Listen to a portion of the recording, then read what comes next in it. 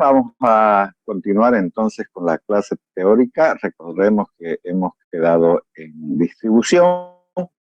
Vamos a compartir enseguida las diapositivas para que todos puedan tener en sus equipos, digamos, las imágenes. Entonces, ahí tenemos la distribución de los fármacos, que es el tema en el cual habíamos quedado el día lunes.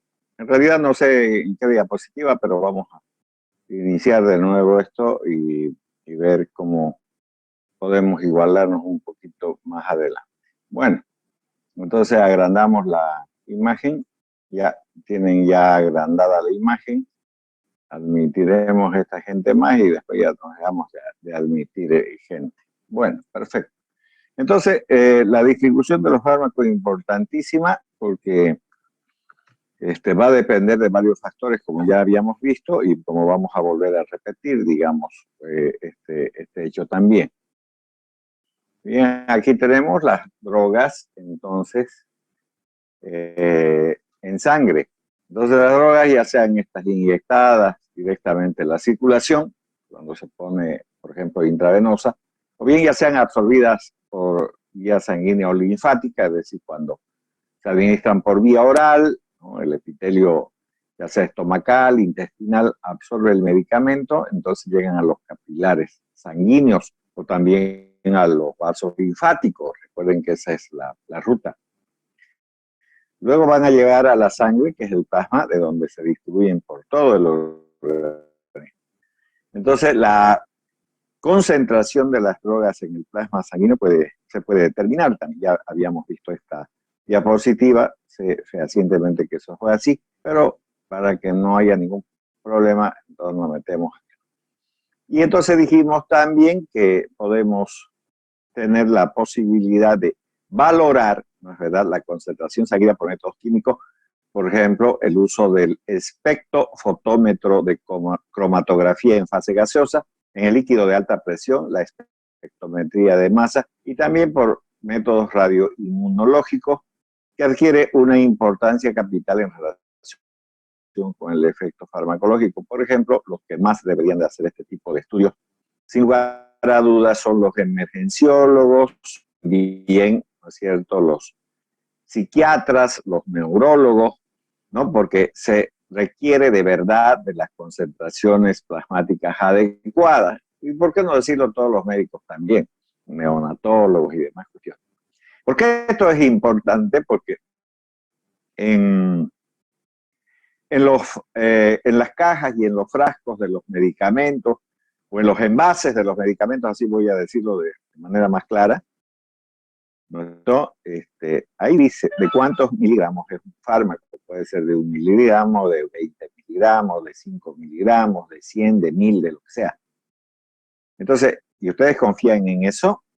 Pues no.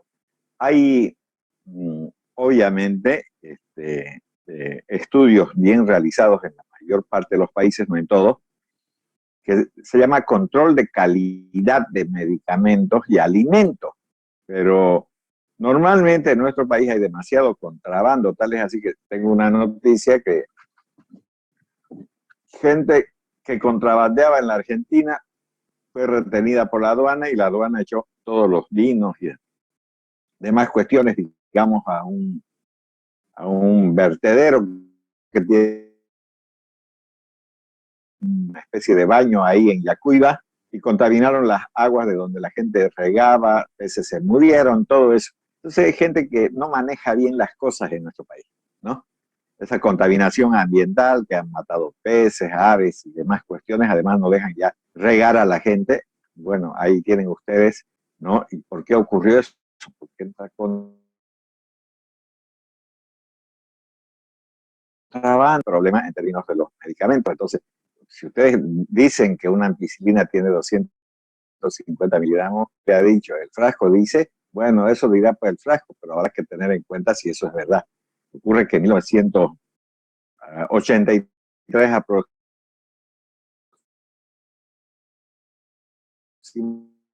la meningitis, digamos, en esa época con ampicilina como recomendaba el pediátrico norteamericano, y vieron que no funcionó. O sea, la mayor parte de los niños murieron, como también que dejaron secuelas. Cuando hicieron control de calidad de medicamentos de 10 ampicilinas de diferentes laboratorios que se producían en el Brasil, solo 8 tenían, digamos, perdón, solo 2 de las 10 tenían lo que decía el frasco.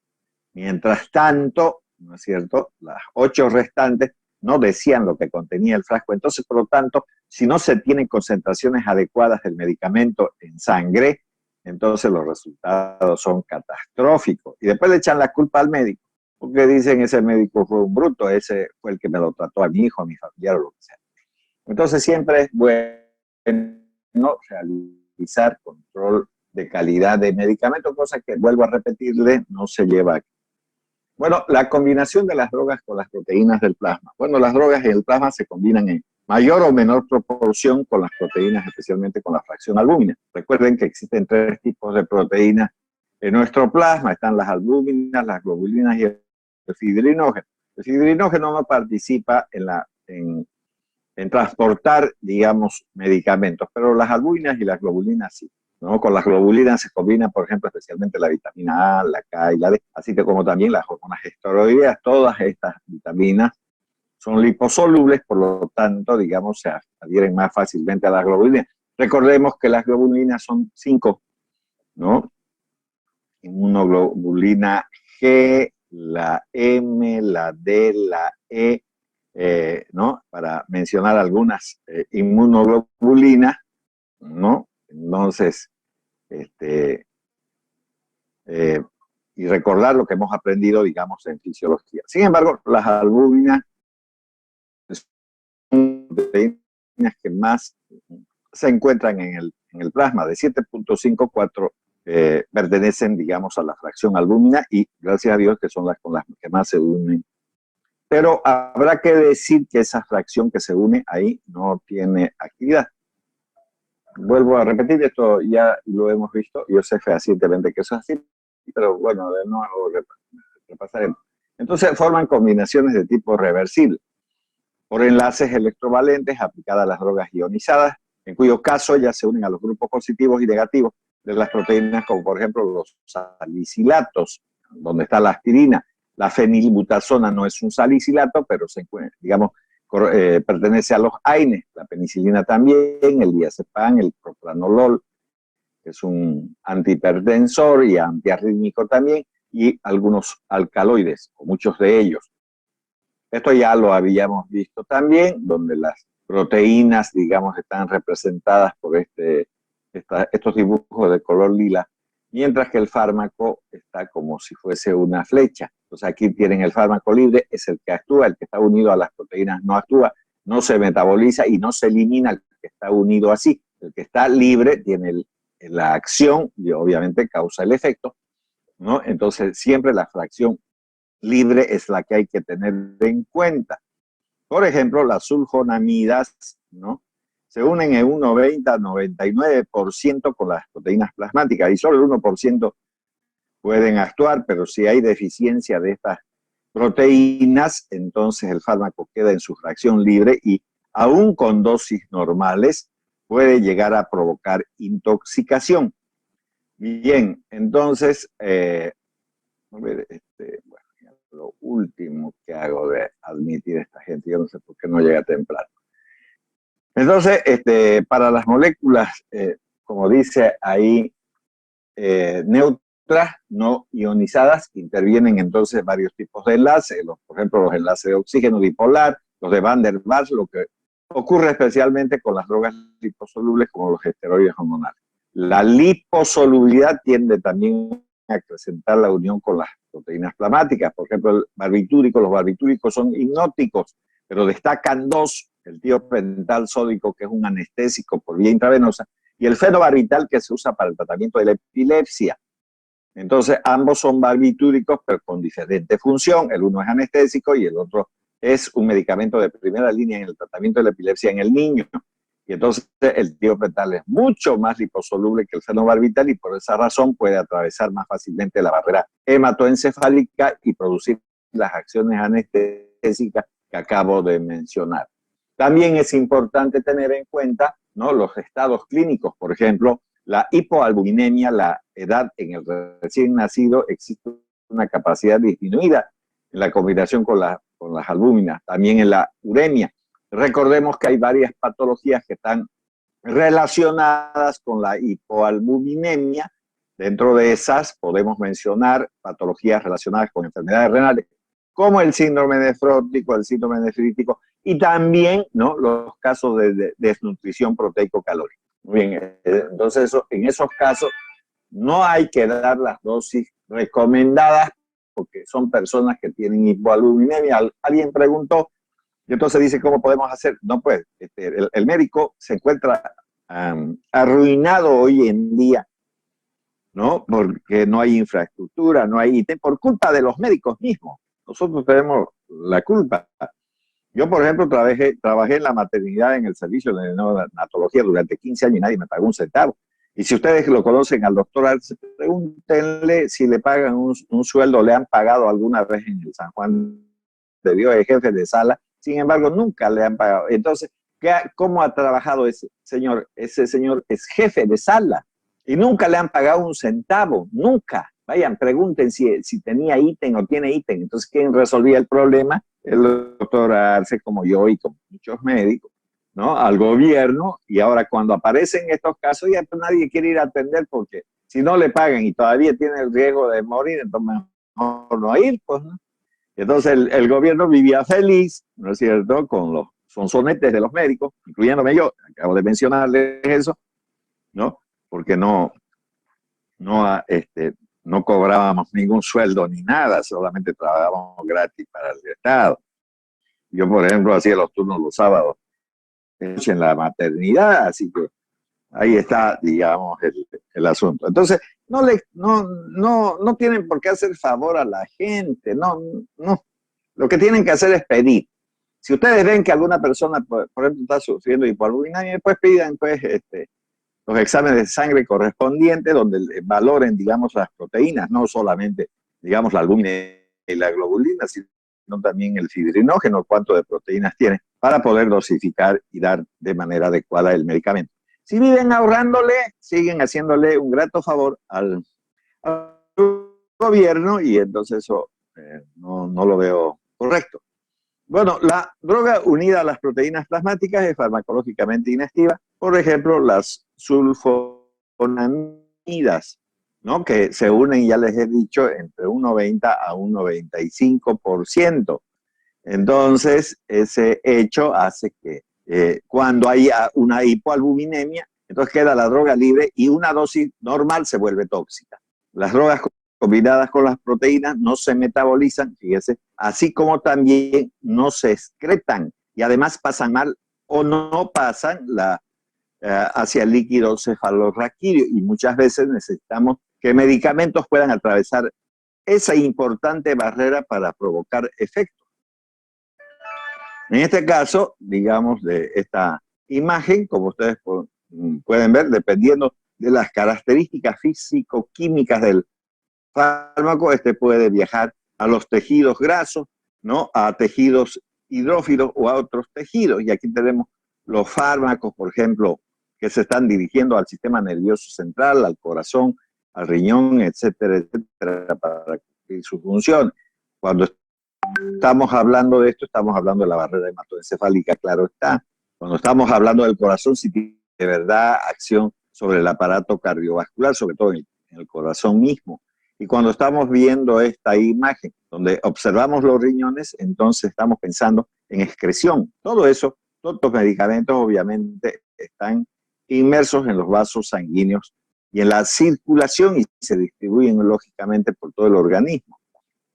Entonces, vamos a ver en esta diapositiva el volumen aparente de distribución. Para hallar la concentración máxima alcanzada en sangre se divide la dosis por la concentración. Bueno, ¿qué es el volumen de distribución? Relaciona entonces la cantidad del fármaco en el cuerpo con la concentración plasmática. Entonces, el volumen de distribución es igual a la cantidad de fármaco en el cuerpo sobre la concentración plasmática del fármaco. Ahí tienen ustedes también esta fórmula que es importante. Y entonces en esta otra podemos ver, ¿no es cierto?, que Aquí hay un volumen de distribución menor, si usted aplica por vía intramuscular, entonces el volumen de distribución es de 3 litros, el intravascular de 14 litros, el volumen de distribución intravascular de 48 litros y el volumen de distribución intravascular intersticial intracelular y además en la grasa, entonces alcanzan un volumen de distribución de 100 litros. Entonces, aquí tienen esos parámetros, intravascular solo, intravascular intersticial, intracelular, intravascular intersticial, intracelular y grasa. Entonces ahí tienen en esta diapositiva, ¿no?, un parámetro más importante, ¿no es cierto?, que pueden utilizarlo para poder determinar el volumen de distribución. Puede determinarse de los fármacos en el organismo. Si la sustancia permanece, por ejemplo, en el líquido extracelular, sin penetrar a la célula, el volumen de distribución corresponde al 20% del peso corporal, es decir, 0,2 litros por kilogramo. Que quede claro que en esta diapositiva está mal escrito esto. ¿Por qué lo he escrito mal? Porque el litro nunca se pone con mayúscula, solo se debe de poner con minúscula. Pero si se fijan ustedes, si pongo este puntero tapando la parte inferior de la L, entonces va a aparecer como si fuese 0,21 litros. No es 0,21 litros, es 0,2 litros. En los libros están bien escritas con minúsculas, no vayan a leer eso 21. 0,2 litros por kilogramo, se los estoy advirtiendo. Para que no haya esa confusión, yo he puesto litros con mayúscula, cosa que no es correcta. Bueno, si el fármaco se distribuye por todo el agua del organismo, como el volumen, como el agua del organismo en una zona de edad media es del 60%, entonces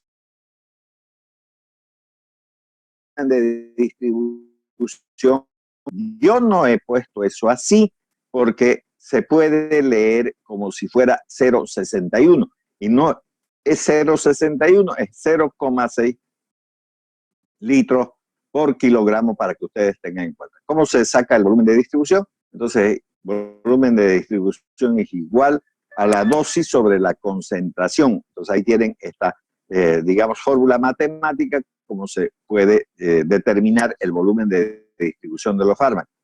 Entonces, tenemos un volumen de distribución alto, buena llegada a los tejidos, y un volumen de distribución bajo, poca llegada, digamos, a los tejidos, como pueden observar ahí.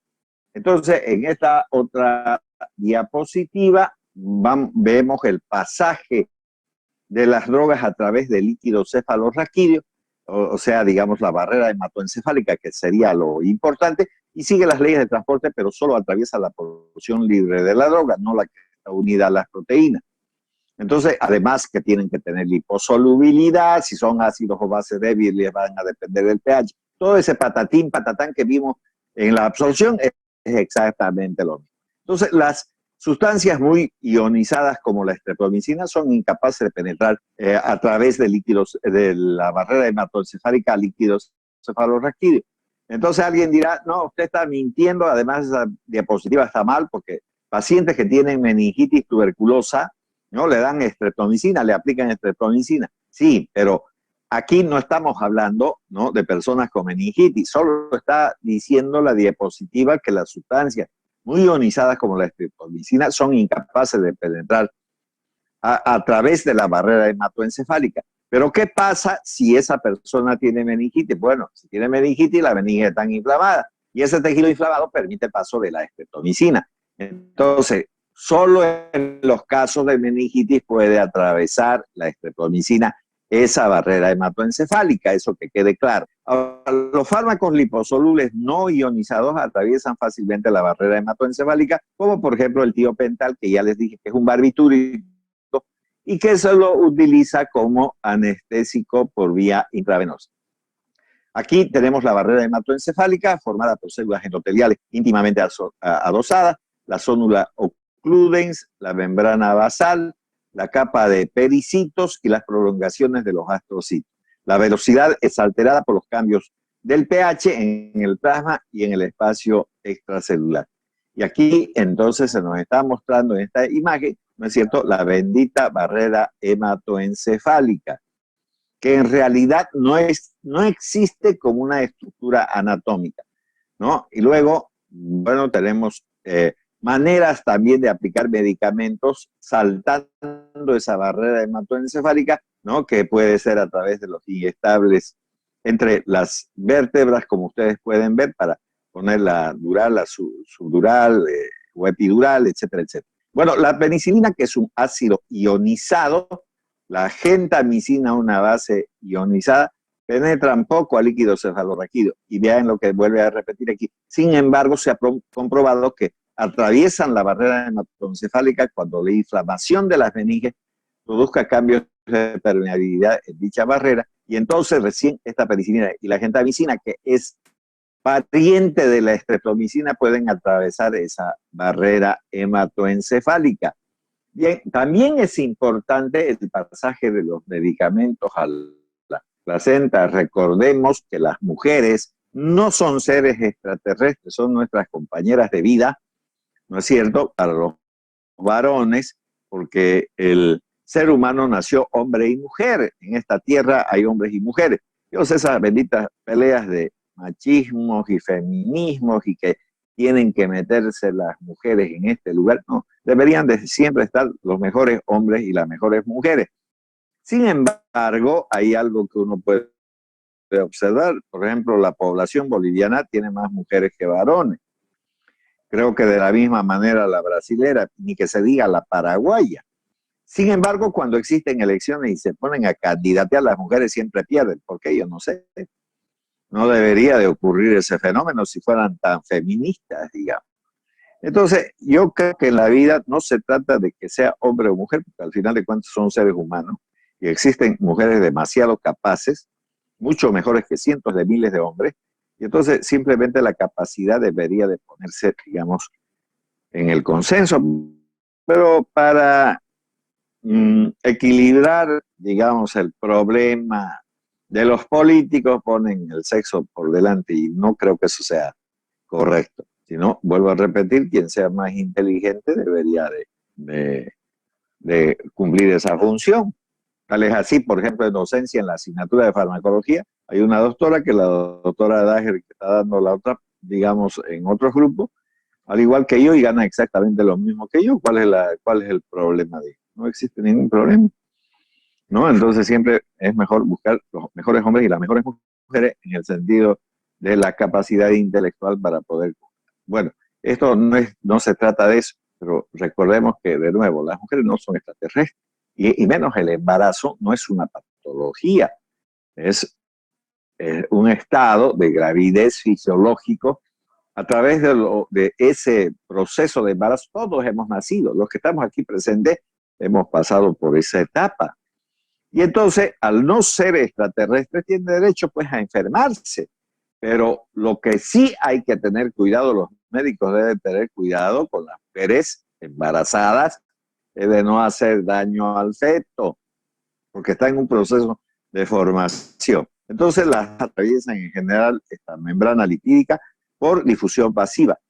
Es así que la placenta es fácilmente permeable a la porción libre no combinada con las proteínas plasmáticas. Vamos a tener una clase entera sobre el embarazo y las drogas. Vamos a tener eso un poquito más adelante, vamos a ver, ya estamos cerca a eso. La fracción no ionizada de las drogas, los electrolitos y los no electrolitos liposolubles como el éter, el alotano, pueden pasar esta barrera, y por eso es que no se pone para las cesáreas estos anestésicos generales, porque deprimirían el centro respiratorio del recién nacido, o por lo menos del feto en la vida intrauterina, y lo matan. Entonces, ¿para qué la mujer va a estar 9 meses embarazada si le va a salir muerto su hijo?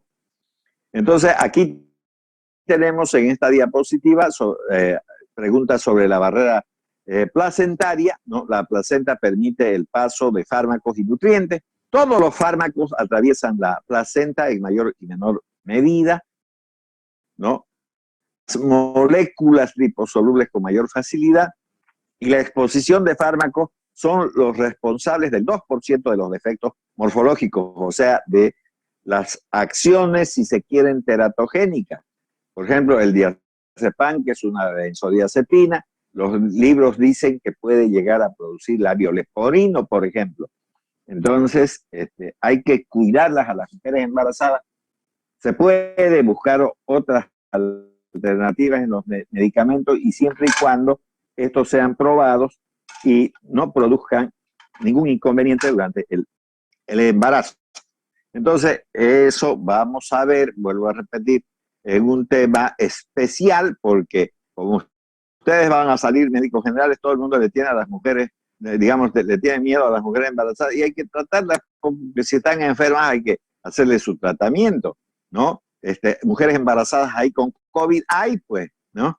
Y no tengan pena, los niños normalmente nacen bien, salvo que a la madre le vaya mal y entonces muera la madre y se va a morir el niño también, pero es una consecuencia del problema de la madre más que del niño.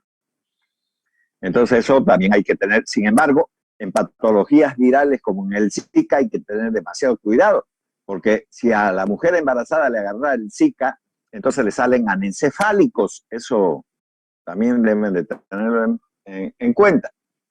Entonces, vamos a continuar con la siguiente diapositiva. Entonces, los anestésicos volátiles, hormonas esteroideas, alcohol, salicilato, sulfonamidas, barbitúricos, antibióticos, atropina, morfina, quinina y demás alcaloides pueden pasar la barrera placentaria. También los anticuerpos o inmunoglobulinas, como las proteínas, pueden atravesar la placenta. Por eso es que en el último trimestre las vacunan a las mujeres contra la difteria y el tétano, sobre todo el tétano, porque cuando paren en el campo, a veces la gente que los atiende agarra un cuchillo sucio y corta el cordón umbilical y entonces le mete tétanos ahí. Entonces hay que tener mucho cuidado con eso. Ahora también con los anticonceptivos, esas hormonas esteroideas son graves, pueden llegar incluso a cambiar el sexo de los niños durante el proceso del embarazo, así que tenga mucho cuidado con eso. La gente a veces dice, ¿por qué me salió así el niño? Bueno, revise primero lo que ha estado haciendo en su vida cotidiana, ¿no? Y probablemente ahí encuentre estos medicamentos que pueden cambiar el sexo a los niños. Y no vayan a creer que solamente hay que tener en cuenta las enfermedades relacionadas, ¿no es cierto?, con las alteraciones morfológicas. También nacen niños con problemas de tipo mental. Entonces no es solamente lo orgánico, sino también la conducta del niño tiene que ver, ¿no?, después del nacimiento por el uso de fármacos. No vayan a creer que la cosa es así. Muy bien, entonces esto es lo que tenemos como distribución. Después de la distribución vamos a ver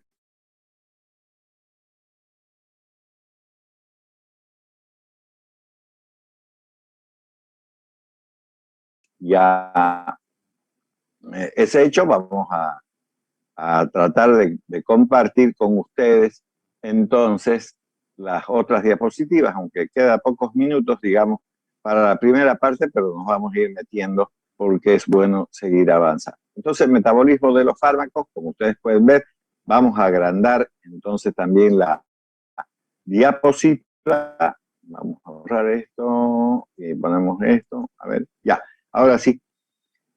Ya tenemos entonces el metabolismo de los fármacos. Entonces ya hemos visto absorción, hemos visto distribución, ahora nos toca hablar del metabolismo de los fármacos.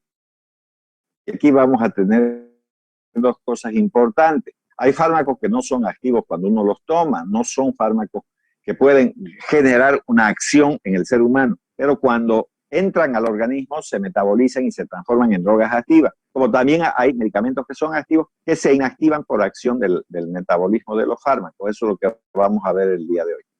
Entonces, en la introducción, los fármacos son en general sustancias orgánicas apolares, como dice ahí la diapositiva, ¿no? Son sustancias apolares con un alto grado de lipofilia.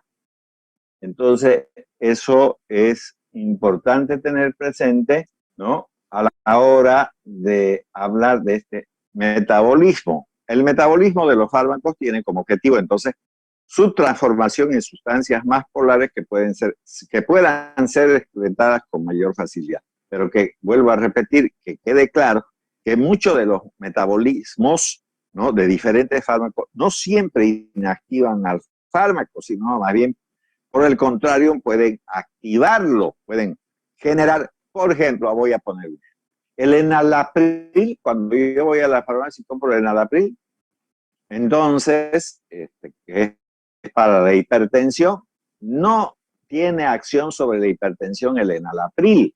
Cuando entra a mi organismo, cuando se ha absorbido a través del intestino y pasa por el hígado, entonces ese enalapril se convierte en enalaprilato.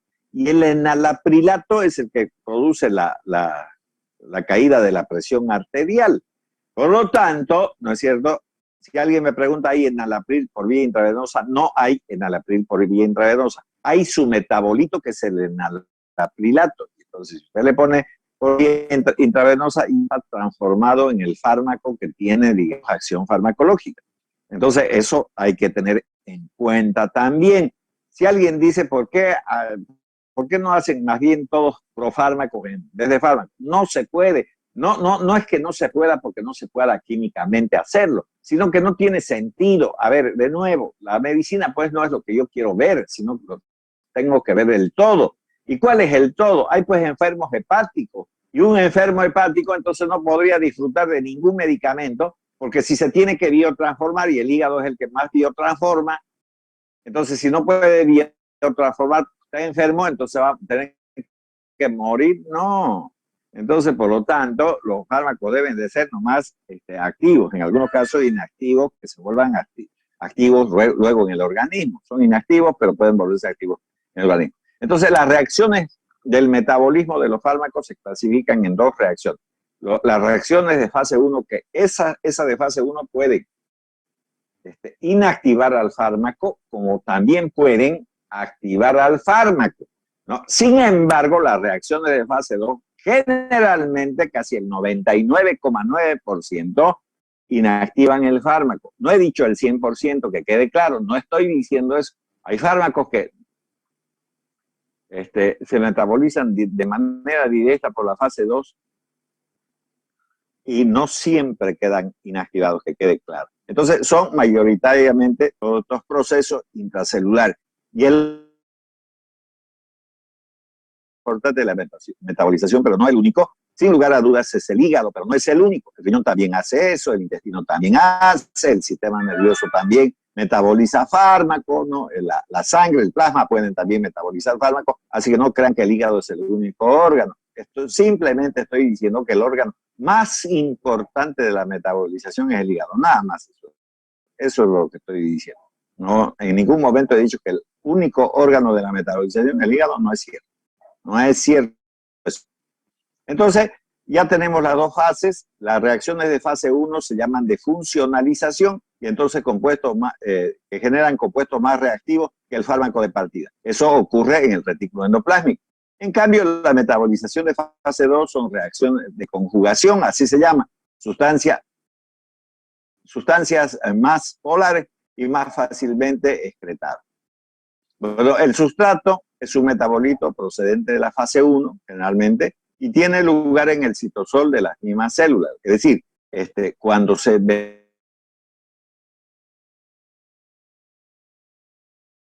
metabolitos pasan a la fase 2 para inactivar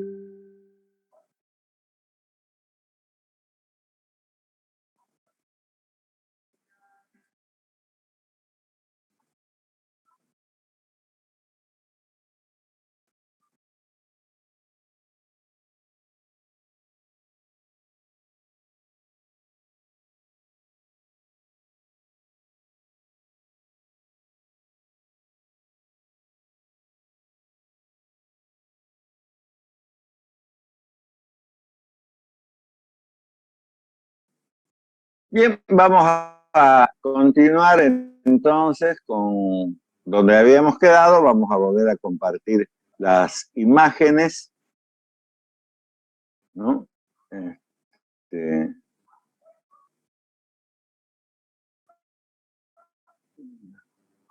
creo que aquí, ya, esto ya hemos pasado.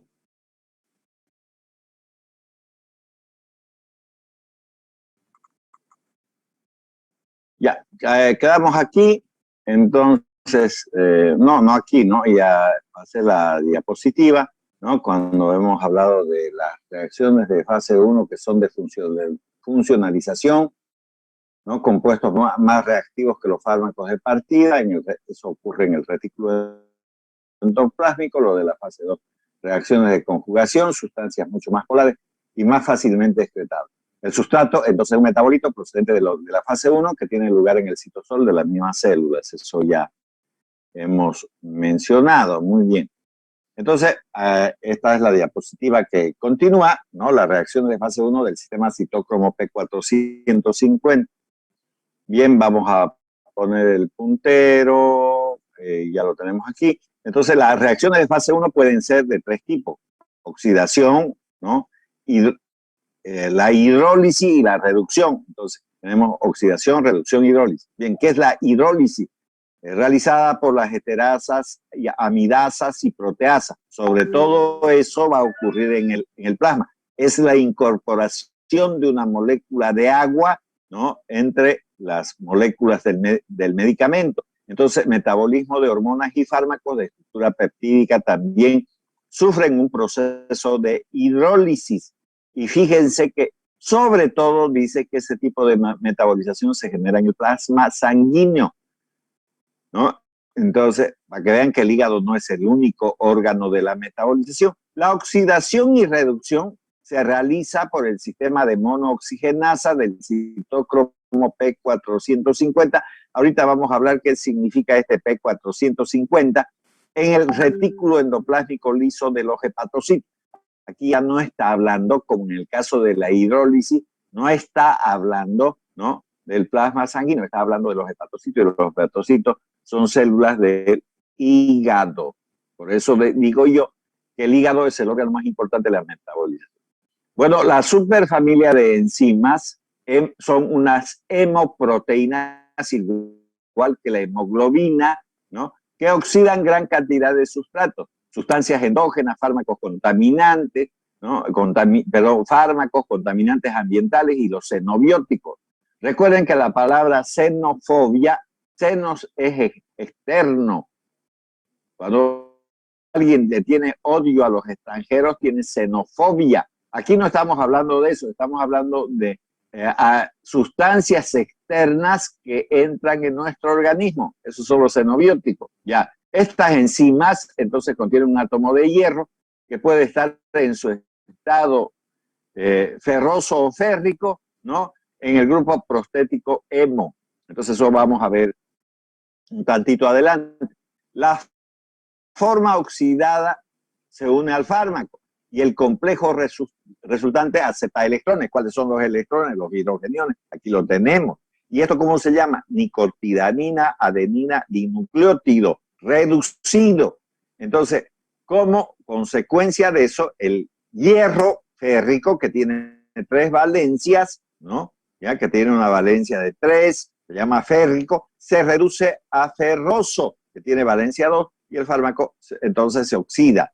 Entonces ahí están los procesos oxidativos que se lleva a cabo por los citócromos. Los citócromos son estructuras que contienen hierro, como igualito que la hemoglobina, de la misma forma. Muy bien, eso existen obviamente a nivel hepático. El sistema del citocromo P450, ¿qué significa P? Pigment, eso significa esa P. ¿Qué significa 450? El grado de absorción de la luz en nanómetros. Está constituido por más de 30 familias de proteínas. Que quede claro que esto es variable dependiendo de los libros. 30, 50, hasta 70 familias de proteínas se hablan en las versiones más modernas de los libros. Entonces no vayan a creer que esto es 30 nomás. Pueden encontrar de 50, de 70 o más. Pero así sean 30, 50 o 70, solo 3 están implicadas en el metabolismo de los fármacos. Entonces, la C y la Y quiere decir citócromo, la P pigment y el 1 de la familia 1. Entonces, aquí de nuevo, la C y la P citócromo, la P pigment, este 2, la familia 2. Aquí tenemos la CYP3, citócromo pigment de la familia 3. Después hay, miren, citócromo pigment de la familia 3. A4 dice aquí, ¿qué es A? La palabra o la letra A es la subfamilia y el 4, que es un número, es una isoforma. Entonces vemos, citócromo pigment de la familia 3, de la subfamilia A y de la isoforma 5. Entonces CYP3A5. Cada familia comprende varias subfamilias formadas por múltiples isoformas. Entonces, las isoenzimas de la CYP, de nuevo, citócromo pigment, quiere decir eso, presentan una selectividad de sustratos relativamente alta y son esteroselectivas. Un mismo fármaco puede ser sustrato de distintas isoenzimas. El acrónimo CYP quiere decir citócromo pigment. Es un acrónimo esto, ¿no? Citócromo pigment. El número que identifica la familia, que puede ser 1, 2 o 3. La letra que puede ser A, D, lo que ustedes quieran, que si identifica la subfamilia. Y el número que está al último, que puede ser 4, 5, 9, 19, lo que sea, ¿no? Identifica la isoenzima en concreto. Muy bien, entonces ya ahora vamos a ver aquí. Esta diapositiva clarifica mejor porque lo está mostrando en dibujos y a colores. CY quiere decir citócromo, la P pigment, el número que puede ser 1, 2 o 3 significa la familia. El A, B, C, lo que sea, digamos, si hay familias A y C, entonces esa es la subfamilia. Y la isoenzima que puede ser 4, 5, 19, 29, lo que sea. Entonces, esto es una isoenzima o isoforma, también se denomina. Cualquiera de las dos cosas pueden también, digamos, decir. Bien, entonces, continuamos. Ya, aquí tenemos qué cosas podría metabolizar la familia del CYP, ¿no? Si se quiere, de la 1. Entonces, provoca activación de los xenobióticos. Fíjense, pero esa activación de los xenobióticos potencialmente carcinogénicos, como por ejemplo los hidrocarburos policíclicos aromáticos. También metabolizan fármacos como la cafeína. La cafeína es una metilsantina que se encuentra en el café, pero también se encuentra como fármaco y sirve como estimulante del sistema nervioso, sobre todo en problemas de tipo respiratorio, y en los recién nacidos se puede utilizar con más frecuencia. La teofilina es un broncodilatador, sirve para los asmáticos. Y el paracetamol es un medicamento que sirve para bajar la temperatura, ¿no? Y calmar el dolor. Es un analgésico antipirético, por lo tanto. La familia CYP2, ¿no? Es la familia más numerosa. Y ahí tienen. Entonces, CY, citócromo, la P pigment. Familia 2, su familia D y la isoforma o isoenzima 6, ¿no? Entonces, cambia. Esa, por ejemplo, es la vía principal de eliminación de muchos fármacos de uso frecuente. ¿Dónde vamos a ver eso? En la farmacología especial, cuando ya nos metamos, no es verdad, a hablar de la farmacología especial, que ya está cerca, además, en 2 semanas más ya estamos en la farmacología especial. Ya, la familia CYP3 es la más numerosa. Este grupo de enzimas más importante cuantitativamente, ¿no? En el metabolismo oxidativo de los fármacos que se introducen al ser humano, al hombre. Entonces, aproximadamente un 50% de los fármacos utilizados en la actualidad se metabolizan al menos parcialmente por las dos isoenzimas de esta subfamilia, que es la CYP3A4 y la CYP3A5. Vuelvo a repetir, CY significa citocromo, la P pigment de la familia 3, subfamilia A, y de la isoenzima o isoforma 4. Lo mismo ocurre con la CYP3A5 que tienen ahí en la diapositiva. La CYP3A4, como dice ahí en la diapositiva, supone el 30% del total de los CYP expresados en el hígado humano. ¿Solo existe el CYP3A4 en el hígado? No, no solamente vamos a ver en la luz del intestino, en los riñones también hay. Ya, la isoenzima más abundante en la mucosa, fíjense, del intestino delgado. En ningún momento está hablando del hígado. Es la isoenzima más abundante en la mucosa del intestino delgado. O sea, hay medicamentos que no necesitan metabolizarse en el hígado. Se pueden metabolizar en la mucosa del intestino. E implica, y está implicada, perdón, en el metabolismo de muchísimos fármacos, por ejemplo, de la 6-beta hidroxilación del cortisol. Recuerden que el cortisol, ¿no?, es una sustancia hormonal secretada por la glándula suprarrenal. Ahora, en esta otra diapositiva tenemos la CYP3A5, la forma del CYP3A predominante en el riñón humano. Fíjense ustedes, tampoco estábamos hablando del hígado, estamos hablando del riñón. Entonces, la CYP3A4 y la CYP3A5 metabolizan los mismos sustratos con distinta cinética. Bueno, ahora tenemos reacciones de la fase 2. Ya lo vamos a meter a la reacción de la fase 2. Se llaman de conjugación. Reacciones de conjugación de metabolitos procedentes de la fase 1. Es un grupo heterogéneo, quiere decir que no son iguales, son grupos de enzimas llamadas transferasas todas. Entonces, vamos a meternos primero a las glucoroniltransferasas. Y ahí tienen la sigla. La sigla es UGTS, la S minúscula, como pueden ver ustedes ahí. Entonces, eso quiere decir glucoroniltransferasa. Facilitan entonces la transferencia del ácido glucurónico desde el uridín difosfato glucurónico, cuya sigla es UDPG. Entonces, de nuevo, uridín difosfato glucurónico, hasta sustancias endógenas o exógenas que contienen una molécula o grupos hidroxilo, amino o sulfidrilo. Entonces vamos a tener varias, digamos, posibilidades del metabolismo con estas glucoroniltransferasas.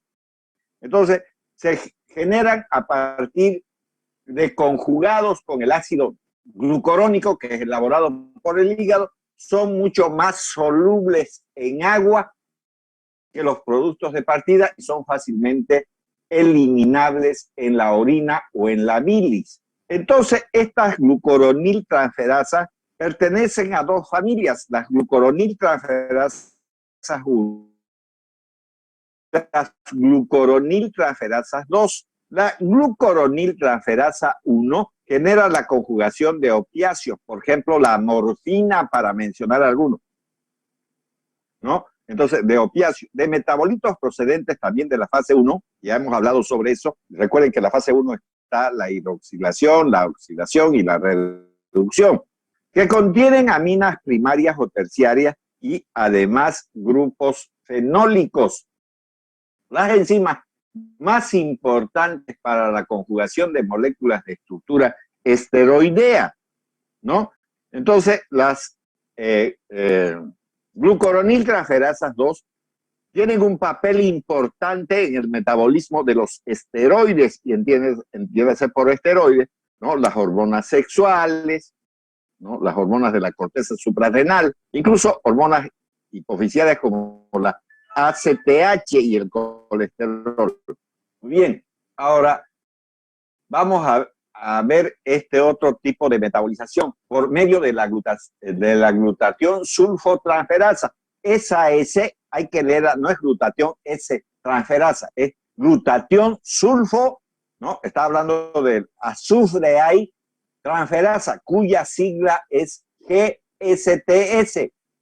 ¿Qué es entonces el glutatión? Es un tripéptido. Entonces está formado por 3 unidades. La glutamil cisteinil glicina. Recuerden que incluso en penicilina hemos hablado sobre la glicina, la pentaglicina, ¿no? En la formación de la pared bacteriana. Entonces aquí tenemos ese tripéptido, el glutatión, que es un tripéptido formado por el glutamil cisteinil glicina, que existe mayoritariamente en estado reducido.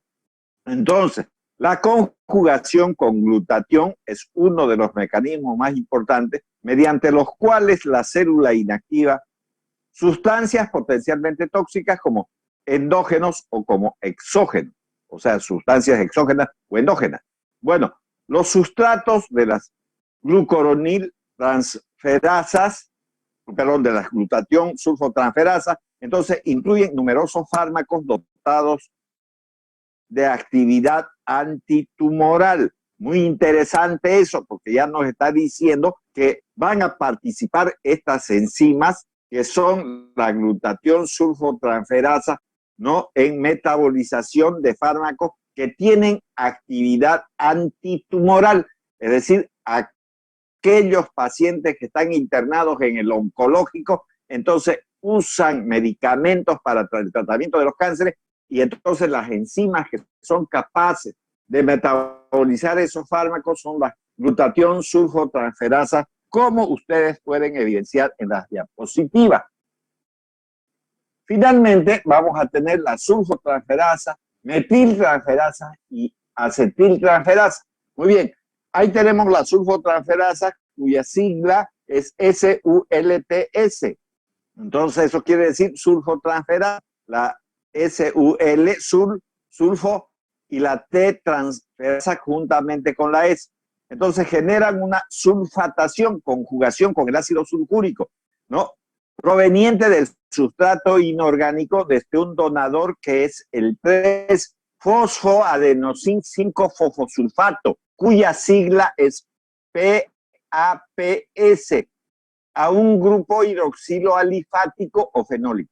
Tiene lugar, digamos, en el citosol. Y el paracetamol, que ya vimos que era metabolizado por el sistema de oxidasa del citócromo P450 de la familia 1, aquí ciertos metabolitos del paracetamol también se metabolizan a través de la sulfotransferasa, generando un metabolito que se llama benzoquinoneimida. Esa benzoquinoneimida, ¿no?, es muy tóxico hepático y puede generar necrosis hepática.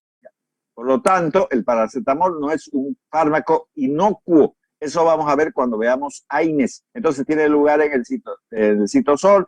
El paracetamol sería un ejemplo de su metabolización, y generan agonistas, y también los agonistas beta-adrenérgicos, por ejemplo, salbutamol, fenoterol, antihipertensivos como la alfa-metildopa y el minoxidilo. Esos son medicamentos para bajar la presión, aunque el minoxidilo no se encuentra en el comercio en Santa Cruz para bajar la tensión, solo se encuentra en loción para hacer crecer el cabello, pero en realidad el minoxidilo fue creado para resolver la hipertensión arterial, que quede claro. Pero como a la industria farmacéutica le interesa más ganar dinero, entonces no traen, ¿no?, este medicamento, el minoxidil, ¿no es cierto?, en tabletas, y obviamente la traen en loción para los que tienen calvicie. Y no vayan a creer que resuelve la calvicie, sino mejora mientras se esté usando, porque si lo suspende otra vez vuelve a estar pelón o pelona la persona. Ya, luego tenemos las metiltransferasas, enzimas citosólicas que catalizan la transferencia del grupo metilo desde el sulfoadenosil L-metionina a grupos hidroxilo ortometiltransferasas, ¿no? El sulfinilo y sulfometiltransferasas o aminometiltransferasas de una gran variedad de sustratos de bajo peso molecular, como ustedes pueden observar. Después tenemos las acetiltransferasas, interesantes estas acetiltransferasas, porque metabolizan gran número de sulfas y sobre todo también, ¿no?, medicamentos como la isoniazida, que se usa para el tratamiento de la tuberculosis. Transfieren grupos acetilo desde la acetilcoenzima A. Recuerden que esa acetilcoenzima A es un elemento importante, una estructura química importante del ciclo de Krebs, a cuyos grupos amino metabolizan fármacos como, por ejemplo, ahí tienen la sulfonamida, los derivados acetilados, la isoniazida está también metida ahí, son menos hidrosolubles que los productos partida, pudiendo precipitar durante su excreción y provocar cristaluria. Por ejemplo, esto nunca se acuerdan los médicos, jamás se acuerdan. Por ejemplo, el Bactrim tiene el sulfametoxazol, que es una sulfonamida, se biotransforma por las acetiltransferasas, pero ¿qué dice ahí? Que pueden precipitar durante su excreción. Y esos precipitados son cristales, y esos cristales se llaman, en líneas generales, cristaluria. Y esos cristales entonces destruyen a las nefronas, son como vidrios, digamos, que cortan y arruinan y entonces provocan insuficiencia renal. Para evitar eso, hay que decirle al paciente, si usted va a tomar este Bactrim, que además tiene sulfametoxazol, usted tiene que ingerir mucha agua durante el día. Aunque no tenga sed, tiene que tomar agua. Entonces, beber mucha agua para mantener un adecuado flujo renal y no se forme esa cristaluria.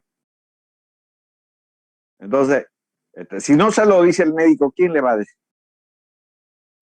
Sin embargo, estoy seguro que de aquí a la vuelta de la esquina, una vez que diga, ya pasé farmacología, me olvide para siempre de lo que acabo de mencionar. Entonces, no, traten de no hacerlo, porque para eso están. Entonces, ya en esta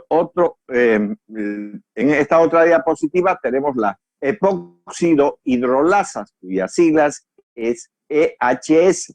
Entonces, hidrolizan los epóxidos que se generan en los procesos metabólicos oxidativos, dando lugar a los dihidrodioles. Los epóxidos pueden causar daño celular y tienen un alto potencial carcinogénico. Y eso vamos a hablar en algunos medicamentos que están destinados al tratamiento de la epilepsia, ¿no?, que se metabolizan por vía de los epóxidos. Entonces eso también es bueno recordarlo. Cuando toquemos ese punto vamos a ver algo de eso también. Metabolización presistémica. Algunos fármacos se metabolizan parcialmente antes de llegar a la circulación sistémica, condicionada la biodisponibilidad de los fármacos. Por ejemplo, se produce en cualquier vía de administración, excepto en la vía intravenosa. Vuelvo a repetir este concepto. La metabolización, con excepción de la vía intravenosa, en todos los lugares puede existir una metabolización presistémica. Eso es lo que está diciendo. Importante sobre todo en los fármacos de administración por vía oral. ¿Por qué? Porque el intestino es el que más metaboliza, e incluso les voy a decir otra cosa, hay bacterias que solo tiene el 10% de la población del mundo, como el Eubacterium lentum, así se llama esa bacteria, que metaboliza la digoxina, cuyo fármaco, o sea, la digoxina misma, a eso me estoy refiriendo, sirve para el tratamiento de la insuficiencia cardíaca. Si se tropiezan con un paciente que tenga esta bacteria llamada Eubacterium lentum, entonces no va a funcionar el medicamento. Entonces hay que hacer siempre una investigación cuando se da esto, sobre todo a los que hagan cardiología, hagan terapia intensiva, que son los que pueden utilizar, y obviamente también a los médicos pediatras, porque en pediatría, ¿no?, el médico puede también hacer uso de estos cardiotónicos que pueden ser metabolizados por esa bacteria que acabo de mencionar.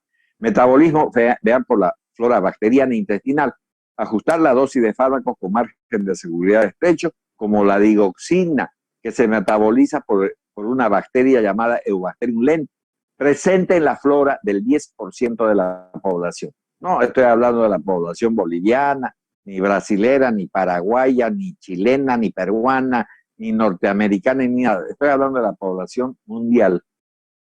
Entonces, el metabolismo del epitelio intestinal, el más abundante que se encuentra, es la CYP3A4. Ya lo hemos mencionado con antelación esto. El efecto del primer paso hepático, los fármacos absorbidos en el intestino llegan al hígado a través de la vena porta y antes de acceder a la circulación sistémica, antes que llegue a la cava inferior, el verapamilo, por ejemplo, sufre un elevado efecto del primer paso hepático. Entonces, ese verapamilo, que es un antiarrítmico, también es un antihipertensivo, bloqueando los canales de calcio junto al diltiazem, pero sobre todo el verapamilo, sufre un elevado fenómeno del primer paso. O sea, que si le dan una tableta, el 90% de esa tableta de verapamilo, ¿no?, se metaboliza en el hígado y solo el 10% pasa a la circulación sistémica. La vía sublingual o la vía rectal evaden ese fenómeno del primer paso porque si ustedes lo administran por vía sublingual, entonces se van a absorber por los ¿no?, las venas linguales, la maxilar interna, ¿no?, después la cava superior y llega a la aurícula derecha y bueno, no hay metabolización. Y lo mismo la vía rectal, las hemorroidales superiores e inferiores desembocan en la cava inferior y no pasan por el hígado, no entran al sistema porta. Entonces eso también hay que tener en cuenta. Muy bien, con esto hemos terminado el metabolismo y entonces ahora vamos a hablar sobre la excreción de los fármacos. Entonces nos metemos, pasamos a compartir hasta donde podamos llegar, ¿no?, porque todavía tenemos algunos minutos, probablemente unos 10 minutos, un poquito más, ¿no es cierto?, para hablar de esto. Muy bien. Entonces, como ustedes pueden observar ahí en la diapositiva, está hablando de excreción de las drogas. La excreción de las drogas puede llevar, ¿no es cierto?, a la inactivación del fármaco, pero no confundamos las cosas. Lo que quiero es que aclaremos más bien las cosas, no las confundamos. Entonces, cuando hablamos de esta excreción de los fármacos, estamos hablando de la salida del fármaco de la circulación hacia el exterior. No estamos hablando de la inactivación. Obviamente que si se sale el fármaco del organismo, ¿cómo va a tener acción sobre el organismo? Ya lo sacó, pero la metabolización también es una inactivación y no se ha salido el fármaco del organismo. Entonces esa es la diferencia entre excreción y metabolización, porque muchos fármacos se metabolizan para inactivarse, aunque ya mencioné que hay algunos que se metabolizan más bien para activarse. Entonces nos vamos a meter a la excreción de las drogas. Entonces, excreción de las drogas se entiende por excreción, como dice ahí en la diapositiva, ¿no?, al pasaje de las drogas desde la circulación hacia el exterior del organismo. Entonces, los principales órganos de excreción son el riñón, pulmón y el colon. El riñón es el órgano más importante, ¿no? Bueno, tenemos simplemente 10 minutos y una vez que se corten nos retiran, saben ustedes. Entonces, los principales órganos de la excreción son el riñón para las drogas que se aplican por vía parenteral, como también, digamos, por vía oral. El pulmón a los gases anestésicos, otros gases que se usan sobre todo para las enfermedades como la enfermedad fibroquística del páncreas y el asma bronquial, y obviamente el colon. Pero esos no son los únicos órganos. Hay otros de menor importancia, ¿no?, como por ejemplo las glándulas salivales, las glándulas sudoríparas, etcétera, etcétera, que vamos a ver un tantito más adelante. Entonces, excreción, aquí se denomina excreción de los fármacos. Vamos a poner el puntero para que no haya ningún inconveniente y lo señalemos. Se denomina excreción de los fármacos a la salida de estos y también de sus metabolitos desde el sistema circulatorio hacia el exterior del organismo. Las principales vías de excreción, de nuevo, el riñón, el pulmón y el sistema hepatobiliar, aunque en la anterior diapositiva habíamos puesto el colon.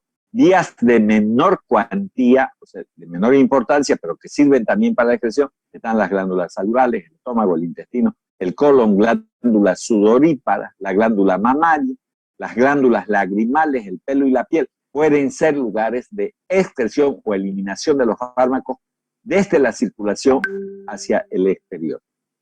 Entonces, sobre todo, de todas estas, siempre hay que dar importancia a la glándula mamaria, porque si la mujer está dando de lactar, no estoy hablando de que esté embarazada, pues si está embarazada está el niño dentro del vientre materno, estoy hablando de dando de lactar al niño, entonces le va a pasar los medicamentos a través de la leche.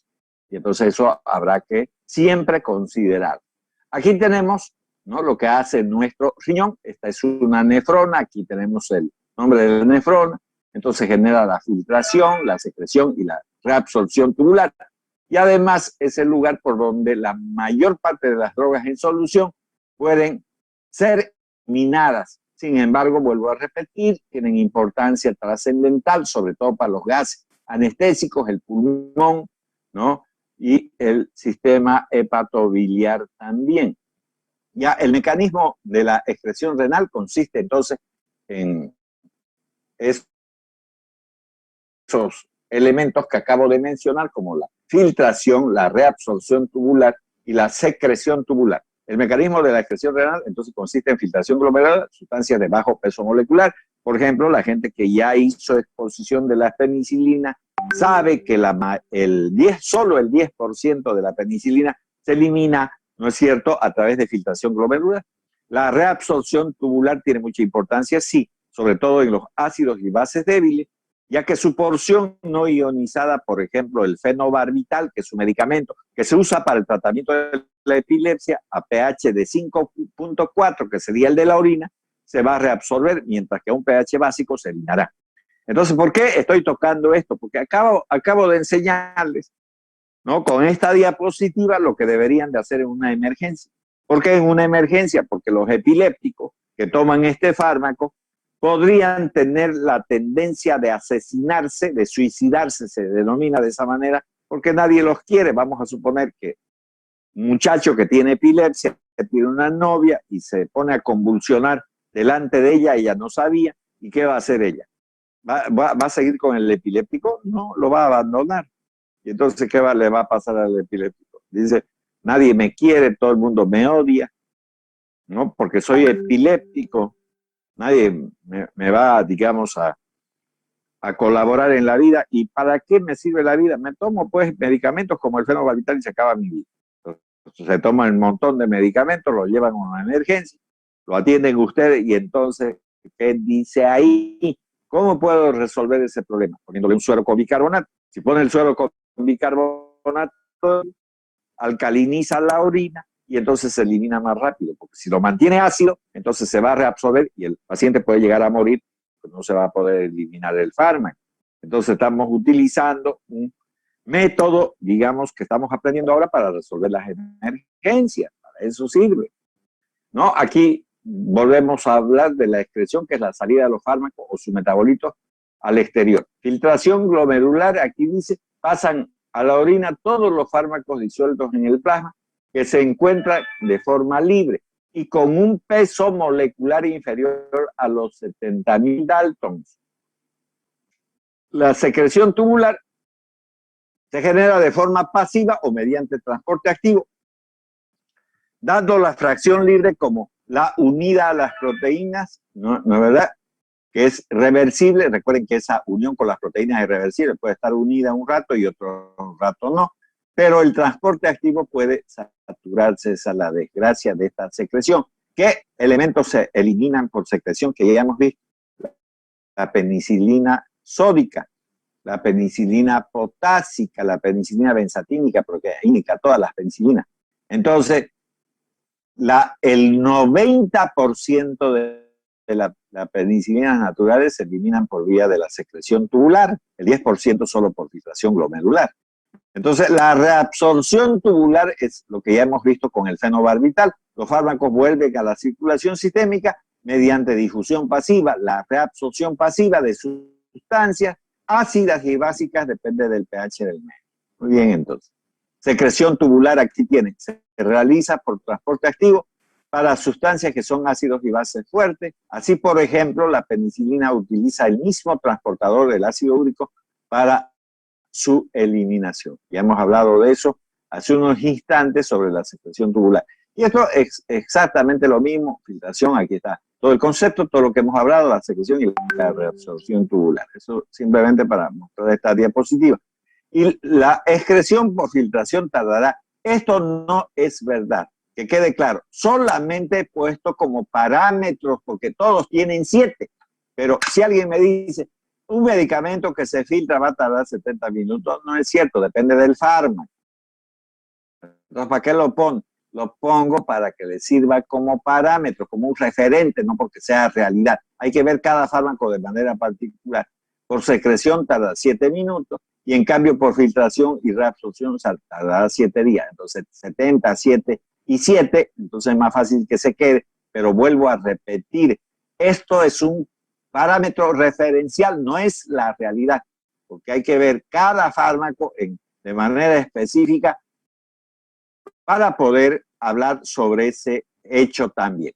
Ahora, eliminación por vía pulmonar, los gases y las sustancias volátiles como los anestésicos generales, el alcohol, el alcanfor, pueden utilizar esta vía de eliminación que es mucho más rápida también, ¿no? Entonces, importante tener presente que la eliminación por la vía pulmonar es la más rápida y que obviamente se eliminan las sustancias volátiles, por ejemplo, los anestésicos generales, el alcohol o el alcanfor.